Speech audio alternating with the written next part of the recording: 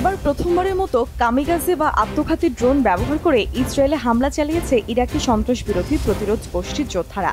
জানা গেছে দখলদার ইসরায়েলের ইলাদ সমুদ্র বন্দরে হামলাটি চালিয়েছে তারা। তবে ক্ষয়ক্ষতির বিষয়ে এখনো কিছু জানা যায়নি। মুখ খোলেনি তেল আবিব। ইরাকের সন্ত্রাস বিরোধী যোদ্ধাদের একটি ছায়া গোষ্ঠী ইসলামী রেজিস্ট্যান্স ইন ইরাক তাদের টেলিগ্রাম চ্যানেলের এক বিবৃতিতে মঙ্গলবার ভোরে ইলাদ বন্দরে গুরুত্বপূর্ণ স্থাপনায় হামলার দায় স্বীকার করেছে। প্রেস টিভির এক প্রতিবেদনে এই তথ্য জানানো হয়। বিবৃতিতে বলা হয়, ইলাদ সমুদ্র বন্দরে জায়নবাদীদের একটি গুরুত্বপূর্ণ স্থাপনায় হামলা চালাতে সক্ষম হয়েছে ইরাকি গোষ্ঠী।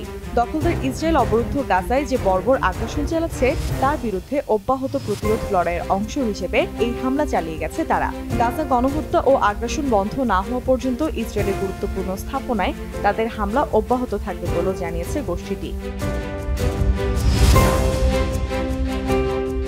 এদিকে ইরাকি প্রতিরোধ যোদ্ধারা ইসরায়েলের ইলাদ বন্দরে হামলা চালানোর জন্য যে কামিকাজে ড্রোন ব্যবহার করেছে তার নাম আল আরফাত বলে জানা গেছে।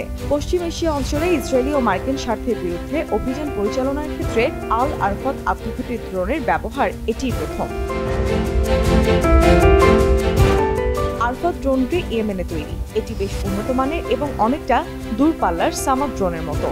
জানা যায় সামাদ ড্রোনের 3টি ডিমডেল আছে। এগুলো সবকটিতেই স্বতন্ত্র ভি আকৃতির টেইল ফিন এবং একটি করে পুশার ইঞ্জিন আছে। এই ড্রোনের একটি ভেন্ট্রাল প্রোট্রুশন এবং উইং স্কিড রয়েছে, যেগুলো ব্যবহার করে এই ড্রোনগুলো টেক অফ ও ল্যান্ড করে।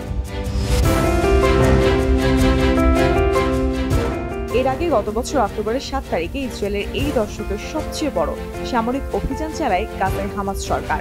এর পরপরই গাজায় বিমান হামলা ও স্থল অভিযান শুরু করে ইসরায়েল। এই আগ্রাসনে 35,000-এরও বেশি ফিলিস্তিনি নিহত হয়েছে, যাদের অধিকাংশই নারী ও শিশু। এছাড়া আহত হয়েছে 78,000-এর বেশি মানুষ। এই সংঘাতের সময় 17 লাখেরও বেশি মানুষ অভ্যন্তরীণভাবে বাস্তুচ্যুত হয়েছে।